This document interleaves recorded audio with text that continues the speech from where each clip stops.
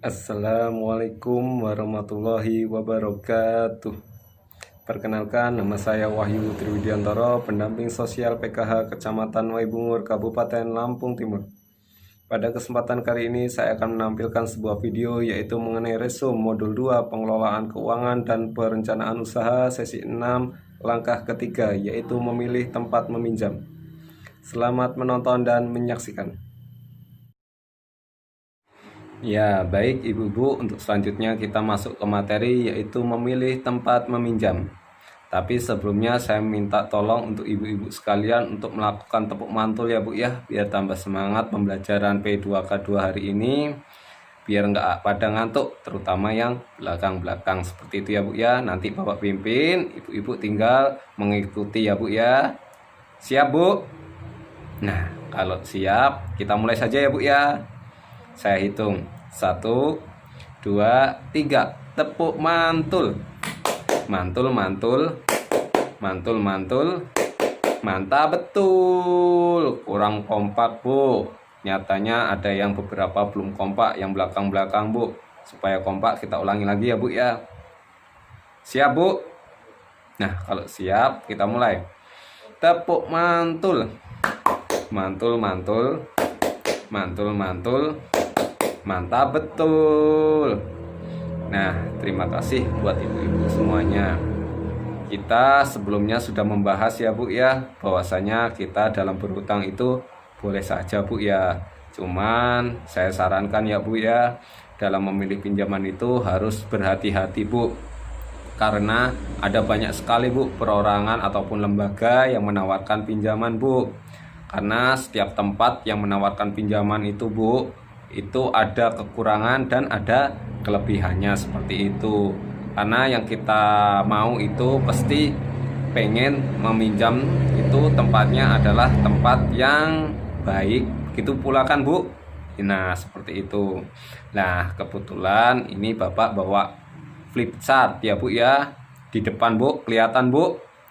Nah kalau kelihatan nanti bawa bacakan, nanti ibu-ibu perhatikan ya sambil didiskusikan sama kawan sebelahnya. Bener nggak sih apa yang dijelaskan sama Pak Wahyu seperti itu? Nanti bisa didiskusikan dengan kawan sebelahnya ya Bu ya. Tolong diperhatikan yang baik-baik, yang belakang Bu ya. Ini flip chartnya di depan, nanti ibu-ibu perhatikan dengan seksama. Siap Bu? Nah kalau siap kita mulai saja ya Bu ya. Nah ibu-ibu, ini beberapa contoh tempat-tempat meminjam yang biasanya kita jumpai dalam kehidupan sehari-hari. Yang pertama kita lihat dari sumber Bu. Di situ ada bank, koperasi simpan pinjam, kelompok simpan pinjam, baik itu PKK, arisan, kelompok PKH dan lain sebagainya. Saudara atau kerabat dekat, dan yang terakhir ada rentenir, termasuk juga bank keliling. Kemudian kita lihat dari prosesnya Bu, cepat dan mudahnya Bu.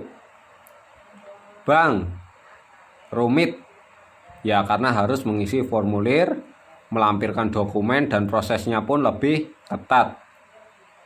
Koperasi simpan pinjam cenderung rumit ya, sama saja dengan bank ya Bu ya, harus melampirkan dokumen.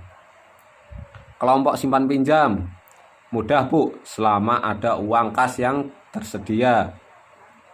Saudara atau kerabat dekat mudah, akan tetapi belum tentu mau meminjamkan. Rentenir termasuk juga bank keliling mudah. Terus selanjutnya kita lihat dari bentuk jaminannya Bu. Bank perlu umumnya ataupun biasanya sertifikat tanah ataupun rumah ataupun juga BPKB kendaraan bermotor. Koperasi simpan pinjam perlu ya sama saja dengan bank, yaitu sertifikat tanah ataupun rumah ataupun BPKB kendaraan bermotor. Kelompok simpan pinjam perlu, harus punya simpanan di kelompok. Saudara atau kerabat dekat tidak. Rentenir termasuk bank keliling tidak, kecuali dalam jumlah yang cukup banyak. Selanjutnya dari batas maksimal pinjaman, Bu. Bank. Ya, tergantung nilai jaminan yang diberikan. Koperasi simpan pinjam. Sama saja dengan bank, tergantung dan ketentuan yang berlaku. Kelompok simpan pinjam. Ya, tergantung kesepakatan kelompok pada umumnya. Saudara atau kerabat dekat. Ya, tergantung kemampuan si pemberi hutang. Rentenir. Tidak, ya. Terus kita lihat dari cara pengembalian bisa disesuaikan atau tidak. Bank, tidak, harus sesuai dengan ketentuan. Koperasi simpan pinjam, tidak juga, Bu, harus sesuai ketentuan dan jadwal yang sudah ditentukan. Kelompok simpan pinjam, PKK, arisan, dan sebagainya bisa disesuaikan. Saudara atau kerabat dekat bisa disesuaikan juga ya, Bu, ya.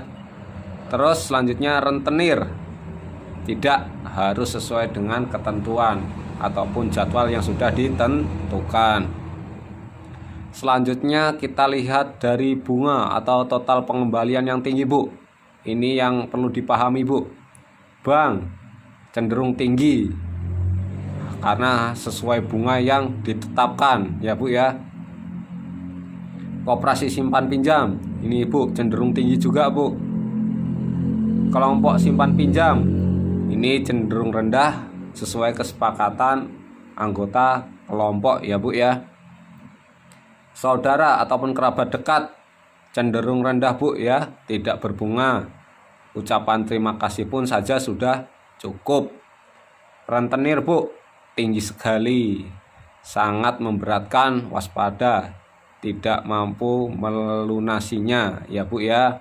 Nah, ibu-ibu, itu tadi adalah salah satu bentuk contoh tempat-tempat meminjam yang biasa umumnya kita jumpai dalam kehidupan sehari-hari. Terus kemudian dari flip chart yang Bapak jelaskan tadi, bahwasanya dapat kita ambil kesimpulan setiap lembaga pemberi pinjaman itu memiliki kelebihan dan kekurangannya masing-masing. Jika kita perlu meminjam, maka kita perlu membandingkan dan memilih yang sesuai dengan kebutuhan kita, dan pengembaliannya pun ringan ya, Bu, ya, nggak terlalu berat seperti itu ya, Bu, ya.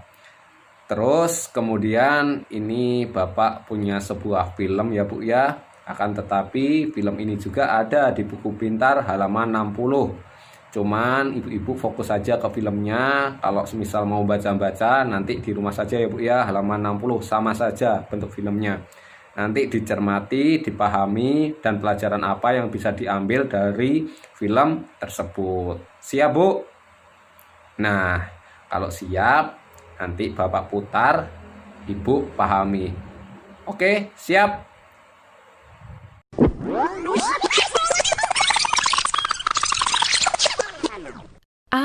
Ibu ingat, di pelatihan kami kan pernah diajari tentang cara mengelola pinjaman. Sebelum berutang, harus dipastikan dulu apakah uangnya dipakai untuk kebutuhan dan bukan keinginan. Apakah ada cara lain agar kita tidak perlu berutang? Apakah kita mampu membayarnya kembali nanti? Dan apakah cara mencicilnya sesuai dengan kondisi pendapatan kita? Kita harus membandingkan dan memilih tempat meminjam yang sesuai dengan kebutuhan dan kondisi kita. Pilihlah tempat meminjam yang menawarkan total pengembalian terkecil, dan koperasilah pilihan saya. Sayangnya, saya tidak punya simpanan di koperasi, sehingga tidak berhak meminjam di sana. Terpaksa saya ke tempat meminjam berikutnya, yaitu kelompok arisan simpan pinjam. Untung ibu-ibu mengerti kondisi darurat yang kami hadapi dan sepakat meminjamkan Rp500.000, meskipun tabungan saya masih sedikit. Pinjaman boleh dikembalikan sekaligus saat jatuh tempo 4 bulan lagi. Sistem ini pas sekali dengan kondisi pendapatan kami. 4 bulan lagi, Pak Rusli ada kerjaan borongan dan saya bisa ngeburu karena musim panen. Kejadian ini menyadarkan kami bahwa seharusnya kami berdua sudah membiasakan menabung secara rutin sejak dulu. Terbukti bahwa menabung itu sangat penting untuk berjaga-jaga. Nah, ibu-ibu, bagaimana dengan film yang sudah ditonton tadi, Bu? Bisa dipahami, Bu? Nah, coba kalau semisal bisa dipahami, coba sih didiskusikan bahwasanya bagaimana tadi di film tersebut Ibu Lili mengatasi masalah keuangannya, Bu. Coba, Bu. Bingung ya, Bu ya? Jadi, daripada semuanya ibu-ibu pada bingung, mending saya jelaskan ya, Bu ya. Jadi di film tadi itu bahwasanya sebelum melakukan hutang itu, Bu, harus direncanakan dengan matang-matang karena itu akan membantu kita untuk mengatasi masalah keuangan di keluarga ya, Bu ya. Semisal kita tidak mampu untuk mengembalikannya, Bu, pinjamlah dengan semampunya kita saja, Bu. Ya, Bu ya, jangan terlalu berlebihan ketika kita meminjam uang. Alangkah lebih baiknya, Bu ya, dari pesan film tadi.